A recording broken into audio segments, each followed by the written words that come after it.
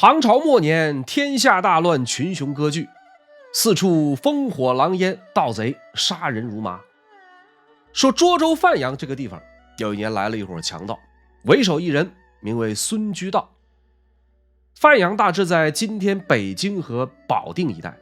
当时的范阳地面有一户姓张的人家，家里面田产无数，富甲一方。孙居道这伙人呢，就将目标锁定到了张家，趁着一个月黑风高的夜晚，闯入张家，无论男女老幼，见人就杀，随后将财物洗劫一空而去。张家满门遭逢大难，唯独当时一个只有17岁的少年侥幸逃脱。这少年名叫张藏英，身负举族被灭的血海深仇。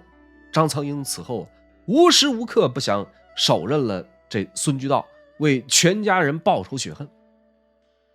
功夫不负有心人，有这么一天，在幽州地面，张藏英得知孙居道眼下就在幽州城里厮混，带好了兵刃，来到一处必经之路埋伏起来。打老远看准了孙居道晃晃悠悠走过来，张藏英抽出佩刀，冷不防就从后边给了孙居道一刀。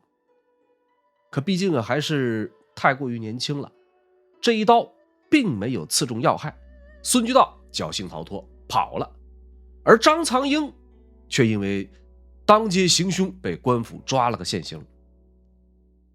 当时的幽州节帅赵德军听说了这件事以后，叫人带来张藏英亲自审问。在了解了事情的真相之后，被张藏英的报仇义举所感动。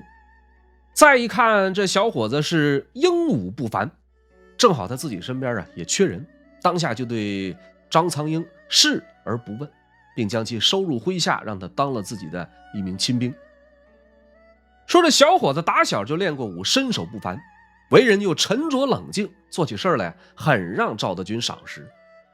又过了一些时日，张藏英偶然得知仇人孙居道藏身在了关南，就是当时瓦桥关、易津关、峪口关以南，大致在今天河北白洋淀以东到河间一带。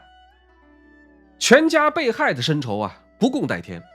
张藏英由此请命去了关南任职，到了地儿就换了一身便装，来到孙居道藏身的附近去蹲点。在确定好了孙居道的住所之后，就藏在孙家旁边的一个隐秘处。有了上一回的经验，这次没带利刃，而是拿了一根铁锅。您注意，这个铁锅是中国古代尤其是唐宋时期武将常用的一种钝器，不是咱们家里炒菜的那种。说着，张藏英蹲守了不长时间之后，看到孙居道一个人大摇大摆地走出家门。张藏英气血上涌之际，3步并作2步冲到近前，一句废话不多说，上去就一铁锅，就把这孙居道打倒在地。紧接着咬掉了孙居道的一只耳朵，嚼吧嚼吧就给吃了。再把这仇人五花大绑拖拽到一处所在，为死去的父母立好灵位，摆好了一应的香烛贡品，把孙居道推到灵前，豪气鞭之。哭完了也打完了，从身上抽出一把明晃晃的小刀，然后花了足足3天的时间，将孙居道身上的肉一片一片的割下来。史料当中没有记载张藏英到底是剐了多少刀，也没有说孙居道到底是什么时候死的，只是说在3天之后，张藏英将孙居道开膛破肚，剜出心脏，祭奠了他死去的一家老小，随后投案自首。当地的官员向上如实禀报并请命，最后将张藏英无罪释放。宴祭之间的人们听说了这个事儿，都纷纷称呼其为报仇张孝子。感谢您来到烽火赵东南，这是漫聊五代十国的第15集，片中内容全部取材自官修正史。如果喜欢我的节目，欢迎订阅转发。张藏英的故事出自《宋史张藏英传》。在那样一个孝大于法的时代，张藏英的快意恩仇被广为流传。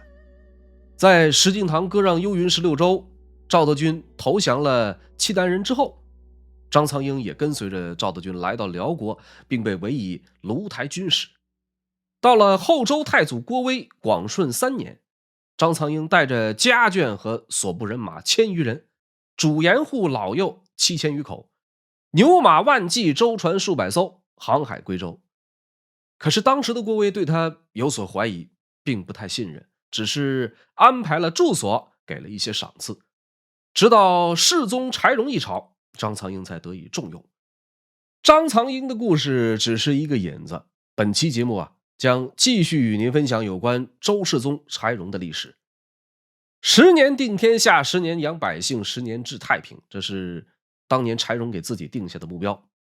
然而最终他却只在位了5年零6个月。有人认为他是中国历史上最完美的皇帝，也有人认为他嗜杀不仁。那么究竟应该如何客观的去评价他呢？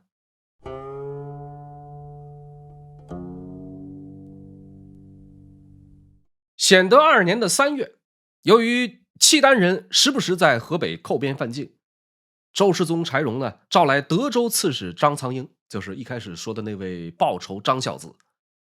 柴荣向他询问安边之策，张苍鹰一五一十地说出靠近北边边境的各个险要之处，并请求在李堰口修筑城池，安排守军，招募骁勇之士。李堰口这个地方往南100里是冀州，往北30里是深州。当时还有一条葫芦河流经此地，如果在葫芦河两岸筑城，可以有效防范契丹由此南下。柴荣全部采纳了张苍鹰的建议，下令在李堰口筑城设立靖安军，并任命张苍鹰为沿边巡检招收都指挥使，专门负责附近边境的防御和巡检。张苍鹰到任以后呢，招募了几千名精壮的士兵。有一次恰好赶上凤翔节度使王彦超巡视边境，被辽兵围困。张苍鹰领兵与辽兵转战10余里，终将其成功杀退。此后呢，这位报仇张孝子在北方边境多次成功抵御了契丹人的袭扰，一直到北宋的建隆3年，张苍鹰死在了任上，享年69岁。咱们在上一集聊过周世宗柴荣在高平一战成名，又在随后围攻晋阳时迫于压力撤军南返。之所以没有在当时打下晋阳，战前准备不足，晋阳易守难攻，契丹出兵援助北汉等等多方面的因素造成了后周军在晋阳城下的失利。而正是这一胜一败，让柴荣意识到要想真正使国家富强，光靠东征西讨穷兵黩武那是远远不够的。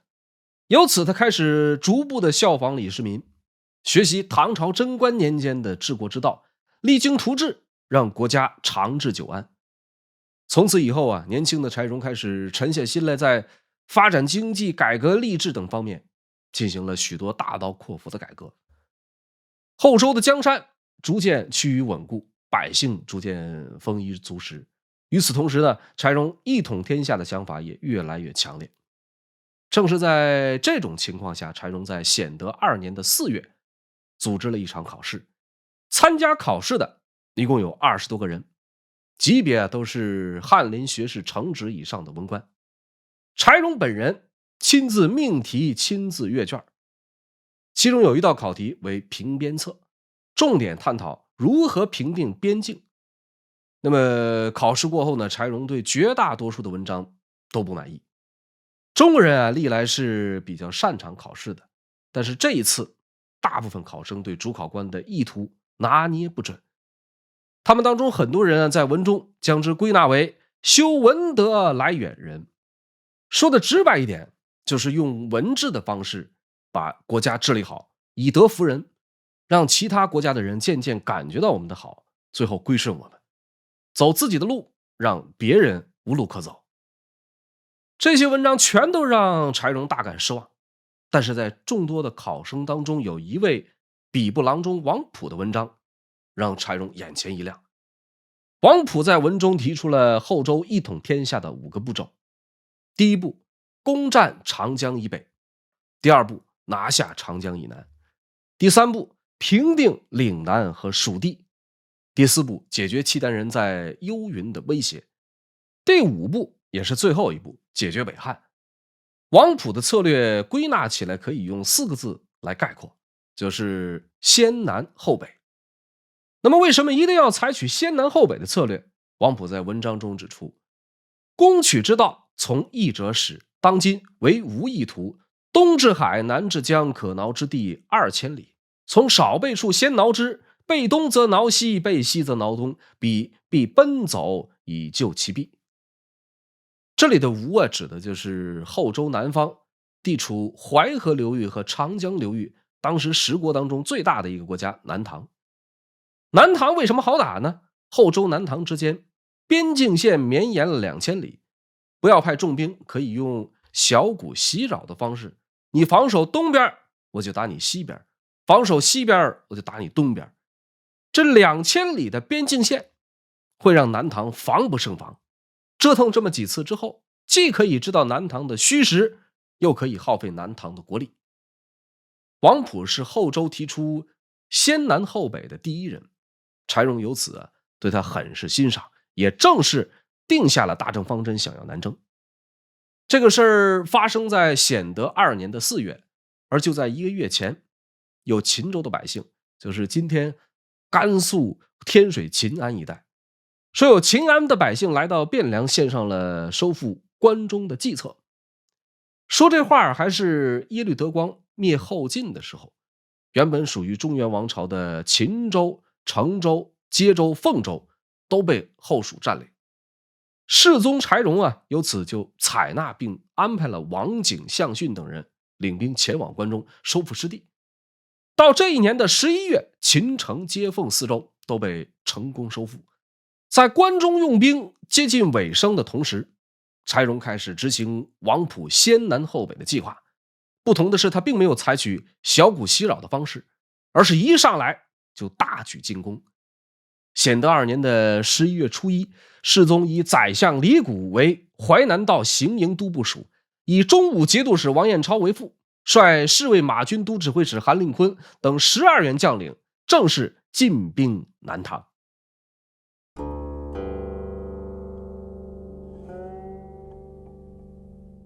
南唐是5代10国时期10国中版图最大的一个政权，前后一共有3位皇帝，第一位列祖李昪，第二位元宗李璟，第三位就是那位千古词帝后主李煜。后周和南唐之间的战争主要发生在中主李璟时期。李璟其人少年时代开始就生活安逸，没有经历过他父亲李昪那些坎坷与艰辛，再加上天资聪慧，接受过良好的教育，未冠之年就有了优雅的风度、谦和的性情以及出众的文学才能。李璟是一位很有才华的词人，一位风度翩翩的君子，可是唯独缺乏治国理政的能力。继位之后，由于性格柔弱，平时喜欢舞文弄墨，特别爱听别人的吹捧，因此身边一些阿谀奉迎之徒得到了重用，国家的政事日渐不堪。有关南唐的兴衰，我将在后续有关南唐的节目当中进行专门的讲解，这里仍旧以后周的视角为主。说着后周的军队大举南下，李谷等将架设浮桥在正阳渡过淮河，直扑寿州。寿州就是今天的安徽寿县，这个地方位于淮河的南岸，是中国古代南北交通的咽喉，历来是兵家必争之地。守寿州的一员将名为刘仁善，这是5代10国时期南唐的一位名将。他的父亲是刘金，早年跟随杨行密自合肥发迹征战，是淮南36英雄之一。刘仁善本人略通儒术，好读兵书，轻财重视，法令严明。面对后周大军来犯，刘仁善把一个寿州城守的是固若金汤。南唐中主李璟得报周军围攻寿州，任命神武统军刘彦珍担任北面行营都部署，领兵2万前去增援，又派出奉化节度使黄甫辉、常州团练使姚凤领兵3万进驻到定远。时间很快来到显德3年的正月初6，柴荣再次领兵御驾亲征，先派出侍卫都指挥使李崇进奔赴正阳，柴荣自己呢紧随其后。这个时候，南唐刘彦珍的援军已经赶到寿州地面，并派出了200艘战船，想要从水路直扑正阳渡口，去烧毁后周的浮桥。围攻寿州的李谷对此很是担心，如果浮桥被毁掉，就等于被切断了后路，于是烧掉辎重，退守正阳。柴荣在途中见到李谷的奏报，很不满意，想要制止已经来不及，就催促李崇进火速南下控制局面。很快，李崇进率领的后周精锐与刘彦珍的南唐援军在正阳以东相遇。刘彦珍这个人啊，生于富贵之家，胸无韬略又自以为是。刘彦珍团队研发了很多自嗨式专门针对后周骑兵的拦截装置，比如在木头上刻上猛兽，比如用皮布袋装满铁蒺藜，比如在木桩上安置长矛利刃，把这些通通摆放在阵前。结果在实战中啊，这些小发明起到的作用微乎其微，一战下来被李崇进打的是惨不忍睹，后唐军队大破南唐军，阵斩了南唐的主将刘彦珍，生擒副将贤师朗，斩首万余骑，缴获战马500匹，铠甲30万。从战场的中心向东30余里布满了南唐将士们的尸体。败绩传来，南唐军民大为恐惧。负责另一路援军的黄甫辉和姚凤从定远后撤到了清流关，大致位置在今天安徽滁州西北。而南唐滁州刺史王少言直接弃城而逃。说这周世宗柴荣啊，得报李崇进在正阳打了个大胜仗，柴荣内心很是高兴。几天以后呢，他来到正阳，阵前义帅让李崇进来担任淮南行营都招讨使，领兵继续围攻寿州。寿州城里的刘仁善仍然坚持，任凭你怎么打，我就是不出来。很快又有一支南唐的援军驻扎在了寿州东北的涂山，就是现在的安徽蚌埠。再加上之前退守到清流关的黄甫辉，涂山、清流关互成犄角，对后周就构成了不容忽视的威胁。在这种情况下，周世宗柴荣认为必须要把援军打掉，如果不打掉援军，就会腹背受敌。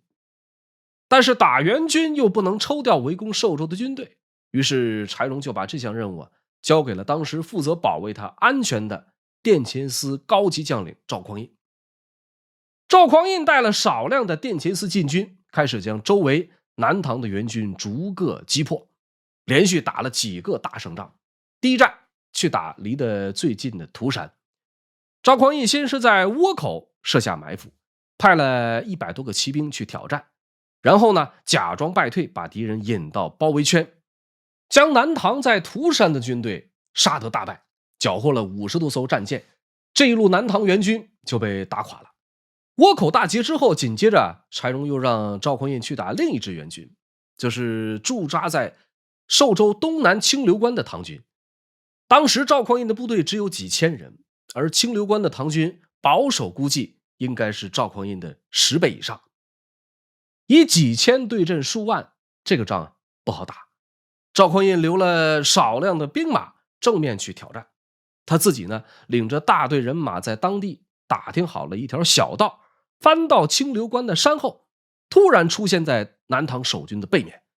南唐的守将是黄甫辉，这黄甫辉等人大吃一惊，慌忙撤退回到了滁州，想要砍断吊桥自首。但是赵匡胤行动很是迅速，带着部队冲到了滁州城下。黄甫辉这个时候跨马喊话说：“人各为其主，愿容成列而战。”大哥，先别打，给我点时间排好阵势。赵匡胤是笑而许之。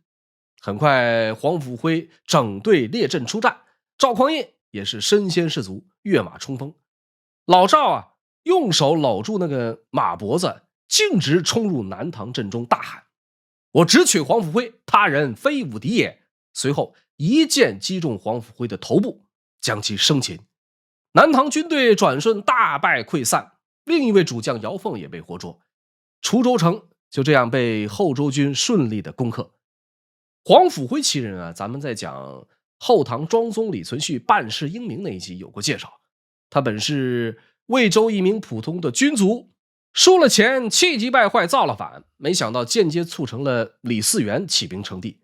到了后晋被契丹所灭的时候，已经是密州刺史的黄甫辉领人投了南唐。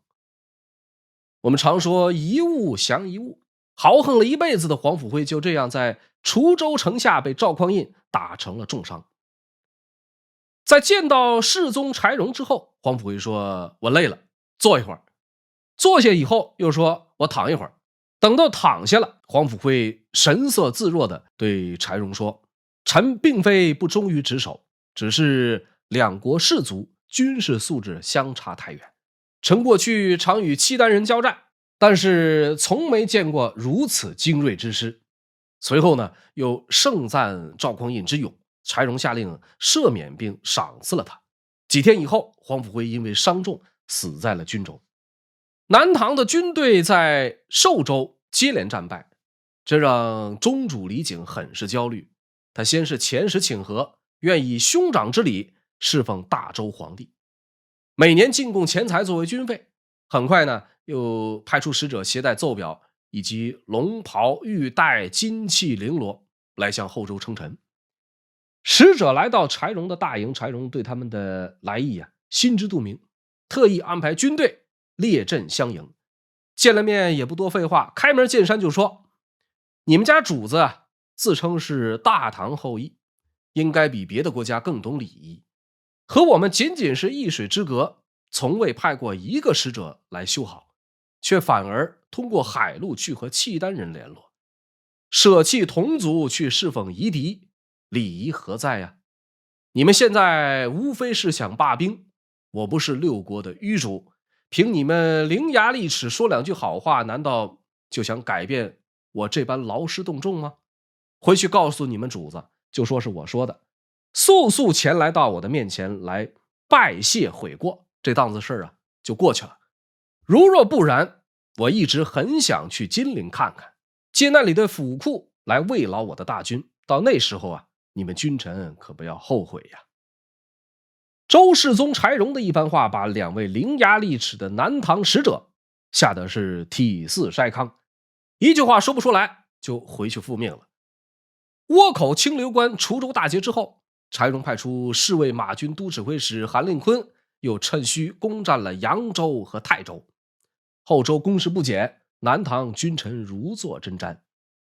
眼看战事越来越吃紧，李璟不得不再次派人求和。这次开出的条件是割让淮河沿岸的6个州，并去掉皇帝的称号，向大周称臣。南唐在长江以北有14个州，当时就已经有一半的土地都被后周占领了。各地的将领每天都会送来捷报，柴荣由此想要全取长江以北之地，也就没有同意南唐使者的请求。南唐宗主李璟3次求和都没有成功，于是命令他的弟弟齐王李景达挂帅，想要和周军决一死战。这一年的4月，南唐右卫将军陆梦俊兵不血刃夺回了泰州，接着就直扑扬州。在扬州驻守的后周将领是韩令坤。韩令坤字德顺，当时后周侍卫司禁军高级将领之一。他还有另外一个身份，这个人和赵匡胤是发小，从小就在一块玩。说这韩令坤听说南唐要来打扬州，扔下扬州，领着人马弃城而走。路上碰上了赶来救援的张永德，又回到了扬州去驻守。与此同时，赵匡胤也被柴荣派到了陆河。驻防到了陆河，赵匡胤就下达了一道命令，说扬州兵有过陆河者折其足，就说扬州那边但凡有人退兵的，见到就给我直接砍断他的双脚。他的发小韩令坤在扬州听说了这个消息，由此就下定决心要固守，并很快在扬州以东击败了南唐的军队，生擒了领兵的主将陆梦俊。扬州的形势得到缓解，可是陆河这边却紧接着迎来了更大的危机。南唐的齐王李景达率领2万精锐自瓜埠北渡长江，直逼赵匡胤所部。当时的赵匡胤有多少人呢？不足2000。以2000对阵2万的南唐精锐，敌众我寡。那么最终结果怎样呢？《资治通鉴》记载，太祖皇帝奋击，大破之，杀获近5000人余众，上万余走渡江，征州溺死者甚众，于是唐之精卒尽矣。说赵匡胤领兵奋勇杀敌，大破南唐，杀死和俘虏了共2000人左右，剩余的万余人争着渡江，又淹死了很多。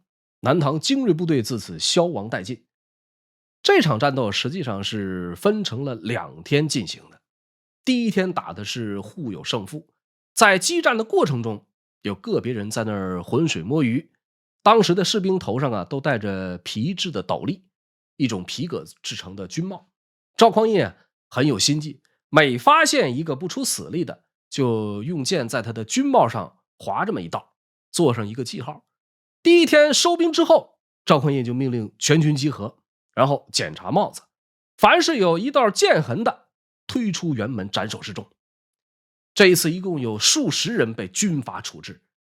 第二天再打，无一人不效死力，最终呢取得了陆河大捷。这个时候自进兵淮南以来，战争已经持续了半年之久，后周的军队也已经是强弩之末。尽管整体实力处于碾压敌军的态势，但是寿州始终打不下来。到了这一年的5月初7，柴荣留下李崇进等人继续围困寿州，他本人从倭口北返，回到了汴梁。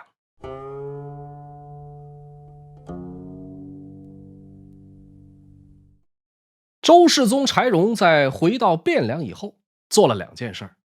一是给赵匡胤升官，高平之战之后赵匡胤升任了殿前都虞侯，这是殿前司排名第5的职位。再往上依次还有副都指挥使、都指挥使、副都点检、都点检。柴荣将在淮南表现极为突出的赵匡胤提拔为殿前都指挥使，这是第一件事。第二件事呢，通过第一次的亲征，柴荣意识到和地处淮河流域、长江流域的南唐打仗，没有水军就会受限很多，于是就专门下诏命令在汴河修造船厂，加紧训练水军。而在这个时间节点，淮南战场的局势又有了新的变化。南唐大将朱元领兵北渡长江，先后收复夺回舒州、河州等地。后周在淮南各地的军队逐步撤军收拢到了寿州城下。尽管柴荣本人不在淮南前线，但是殿前司和侍卫司的2位最高长官全部在前线指挥作战，一个是张永德，一个是李崇进。严格意义来讲，这2个人都是柴荣的近亲，一个是妹夫，一个是表兄。可是张永德、李崇进2个人之间的关系很不好，不好到什么程度呢？张永德曾秘密上奏柴荣说李崇进心怀异志，但是柴荣并不相信。此外，张永德在宴请将校的时候，多次在酒席宴间背后说李崇进的短处，并借着酒劲儿说李崇进图谋不轨。没有不透风的墙，这个消息很快传到了李崇进的耳中。李崇进单人匹马来到张永德的大营，与张永德2人对饮之际，李崇进端起酒杯，主动敬酒，说我与大人都是国家肺腑之臣，应该齐心协力，共同辅佐朝廷，大人为何要如此怀疑我呢？2个人自此以后冰释前嫌，至少面子上不再像以前那样难堪。这个发生在前线的小插曲被南唐国主李璟偶然得知。李璟借机给李崇进送来了蜡丸书信，许以高官厚禄，又极力挑拨离间。李崇进直接把这个书信转呈给了周世宗柴荣。虽说2国交战兵不厌诈，但是李璟已经不止一次耍这种背地里的小聪明。那么很快呢，他也就将为此付出沉重的代价。时间来到显德4年，后周围困了寿州已经整整1年有余。南唐方面一直在尝试着去解救寿州。齐王李景达派出朱元等人率领数万大军，在紫金山修建了10多座营寨，又构筑甬道，想要向寿州输送粮食。结果被李崇进领兵截杀，一战斩杀5000余骑，顺势还夺了2座营寨。南唐军中很是害怕李崇进，因其是一位黑脸大汉，南唐人呢将其称之为黑大王。寿州守将刘仁善由于弹尽粮绝，日夜操劳，在这个期间啊忧愤成疾。刘仁善有个小儿子名叫刘崇建，在长时间被围困，城里每天都饿死好多人的情况下，刘崇建感到极度的绝望，于是在一天夜里划了一艘小船，想要偷渡到淮河的北岸向后周投降，结果被守城的士卒当场抓获。刘仁善是个治军极严的人，面对自己的小儿子违抗军令，他下令要依军法处以腰斩的极刑。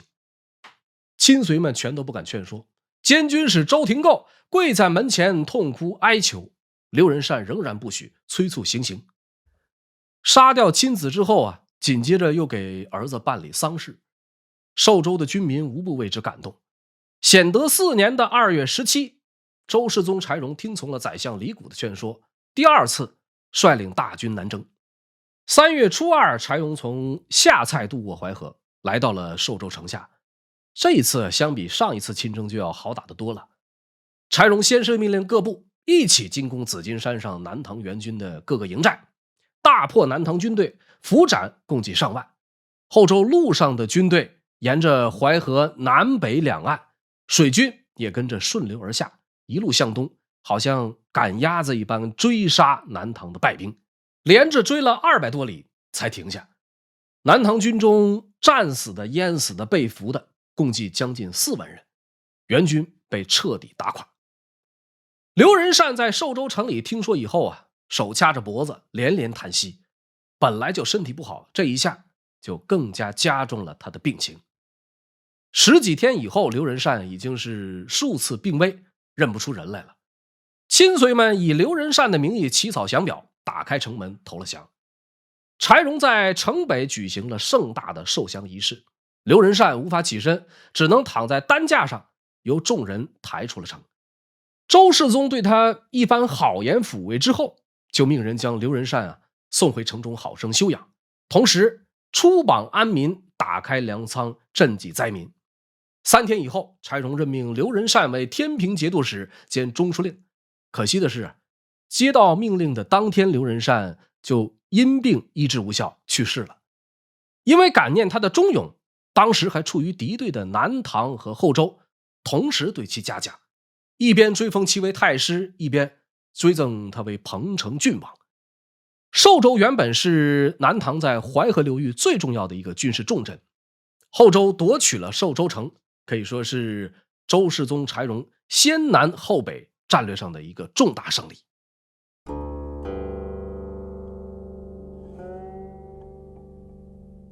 后周侍卫司的禁军将领韩令逵，续《资治通鉴》长编中评价他有才略，识治道。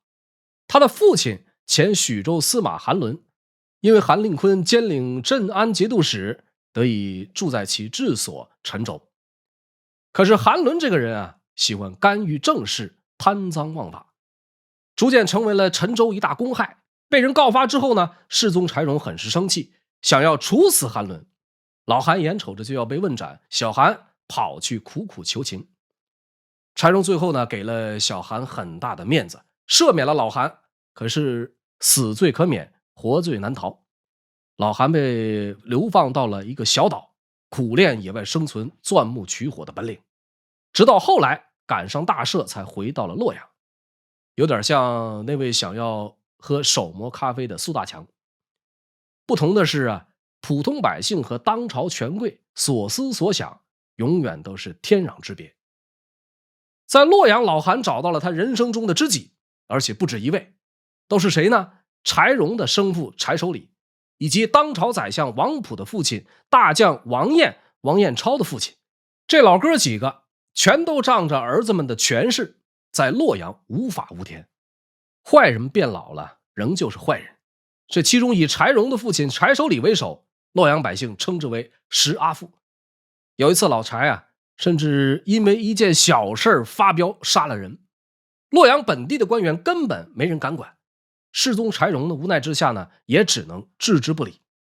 再次由淮南战场回到汴梁的柴荣，命令当初在关中俘虏的后蜀降族，大约有几百人的样子，全部放归后蜀。后蜀皇帝孟昶也把中原的一些俘虏送回后周，并给柴荣来信道谢，在信中叙同乡之谊，还请求恢复友好关系。本来挺好的一件事，但是柴荣表现得很是高冷。他看到孟昶是以平等身份来信，就置之不理，不予回复。孟昶得知以后啊，也是很恼火，怒道：说我当天子祭祀天地的时候，你还是一个毛贼呢，怎敢如此对我？这件事过后啊，最后就这样不了了之了。显德4年的10月16，周世宗柴荣任命王溥为东京留守，允许他全权处理京师事务。3天以后，柴荣第3次亲征南唐。这一次主要解决的是南唐在淮河流域一些仍然没有被攻克的城池。第3次征南唐最重要的一仗啊，是在亳州打的，就是今天的安徽凤阳。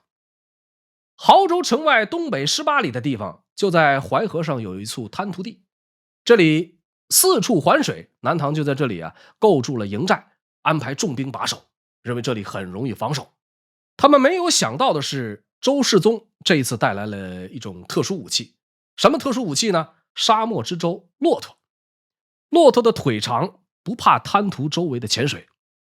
于是柴荣就命令数百甲士骑着骆驼冲锋，让赵匡胤率领骑兵紧随其后，一举攻克了18里滩的营寨。之后呢，就比较顺利的拿下了亳州，再沿着淮河一路东进，去打泗州，就是今天江苏的盱眙。泗州守将献出城池，不战而降。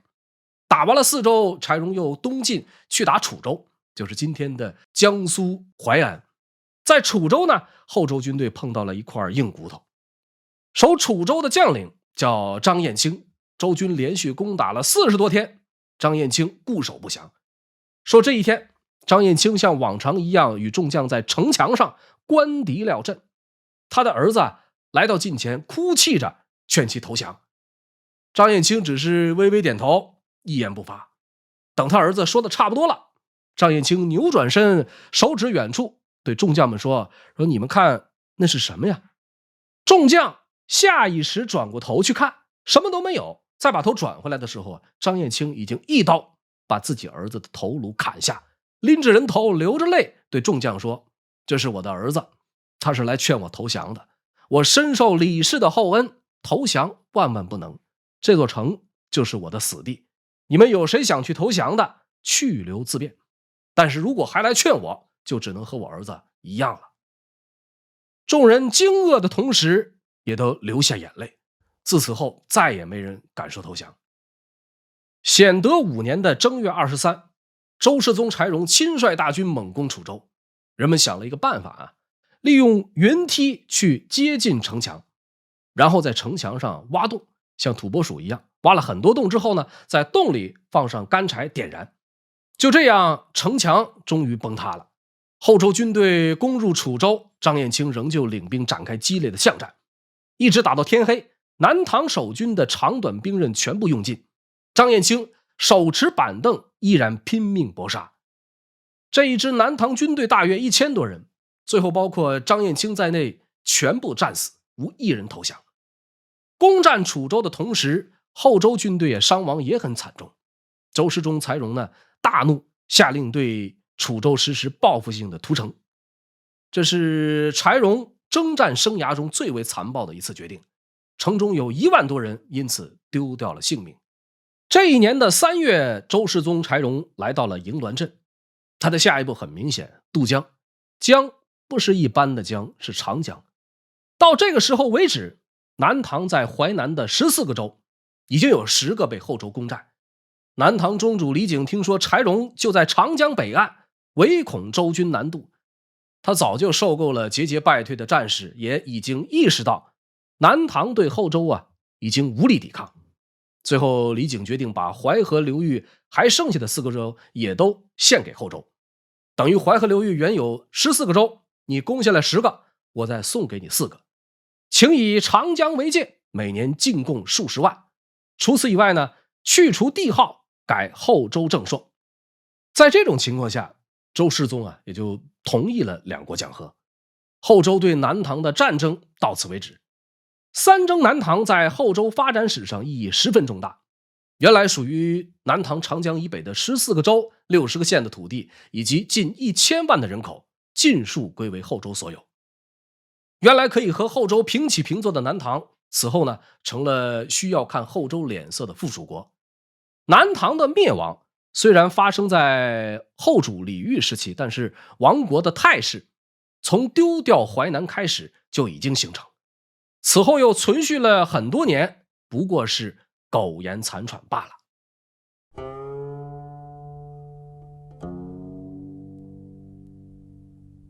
攻占了淮南1年以后，当初提出先南后北策略的王普死了。王普本来是奉命巡查黄河的河堤，回京的途中路过前宰相李谷的家，就顺道前去拜访。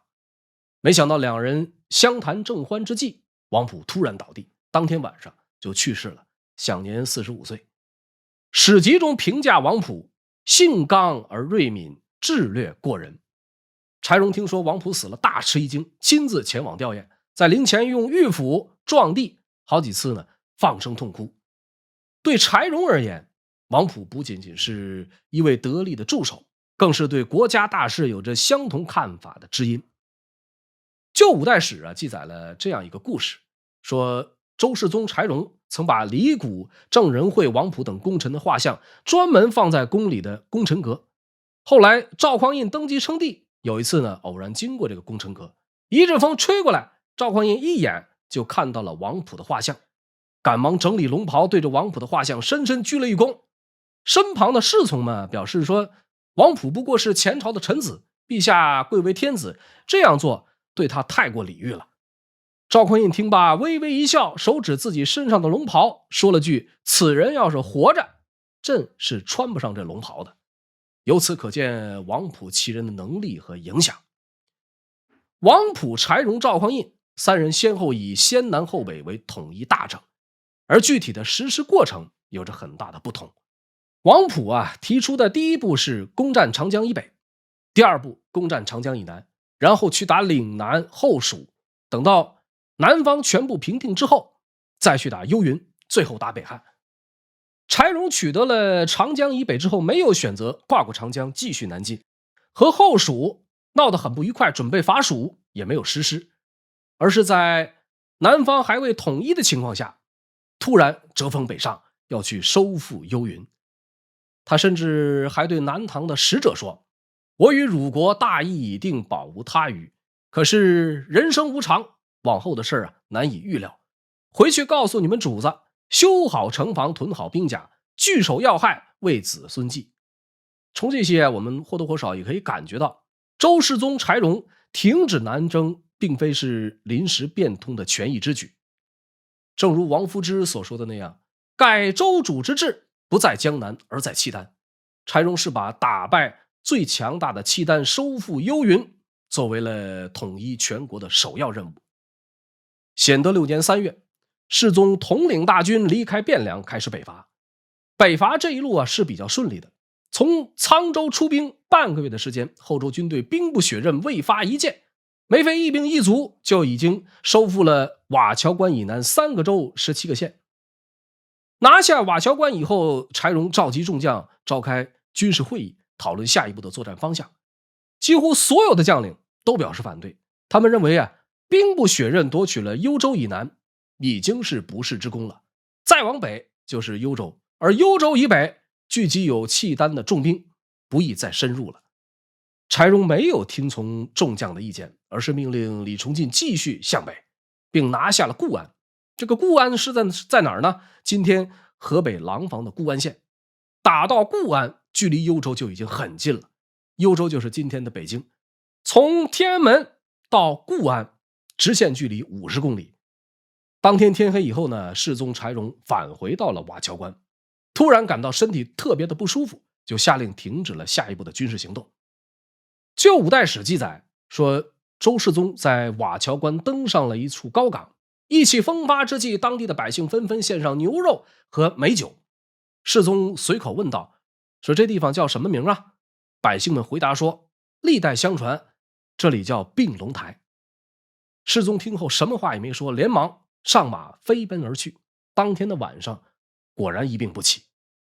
显德6年的5月30，周世宗柴荣返回到了汴梁，病情也随之一天天的加重，开始安排后事，册立福氏为皇后，封皇长子宗训为梁王。柴荣实际上先后立了2位福氏为皇后，都是符彦卿的女儿。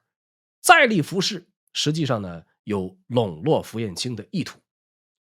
除此以外，柴荣对宰相、殿前军、侍卫亲军等重要的文武官员做了新的安排。宰臣主要安排了范质、王溥、魏仁溥，同时解除了张永德的军权，提拔赵匡胤为殿前都点检，升任韩通为侍卫马步副都指挥使，加授检校太尉同平章事。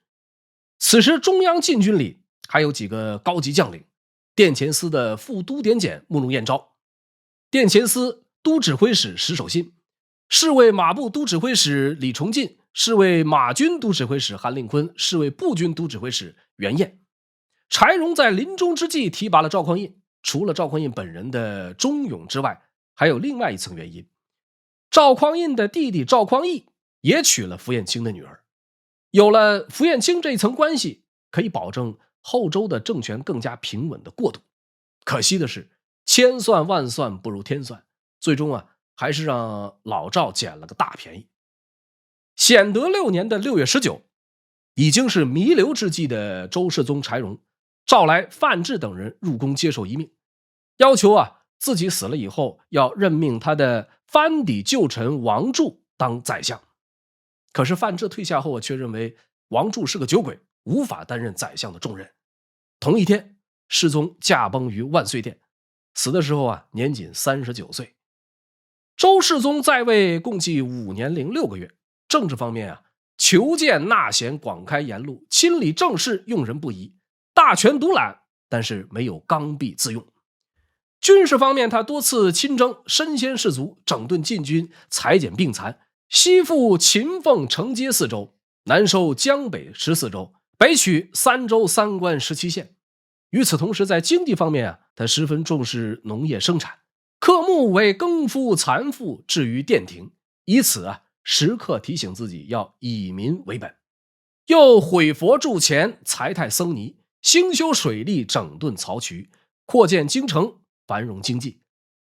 曾在周世宗时期官至刑部侍郎的薛居正，在旧五代史中评价柴荣是神武雄略，一代英主，留心政事，朝夕不倦，斋服辩奸，多得其理，驾驭豪杰，失则明言之，功则后赏之，文武参用，莫不服其名而怀其恩。北宋欧阳修也赞誉他为贤主，为人明达因果，论以伟然。司马光也称赞他是英武之帝王，以信令御群臣，以正义则诸国。我用了2期的视频向您分享了有关周世宗柴荣的一些历史。尽管秉性伤于太茶，用刑失于太俊，然而瑕不掩瑜，纵观整个五代时期10余位君王，柴荣的统治能力和功绩无人能及。历朝历代的正面评价也能充分肯定他的卓越才能及其在政治、军事等方面的成就。毫无疑问，柴荣是五代时期首屈一指的好皇帝。如果柴荣不死，中国会怎样呢？私以为收复幽云是可以预见的。然而这终究是一个伪命题，因为历史无法假设。后人们只能扼腕叹息一声天妒英才，柴荣也只能因为最终差那么一点徒留遗憾。感谢您来到烽火照东南，这是漫聊五代十国的第15集，片中内容全部取材自官修正史。如果喜欢，欢迎点赞转发。五代十国的故事仍在继续，我们下期不见不散。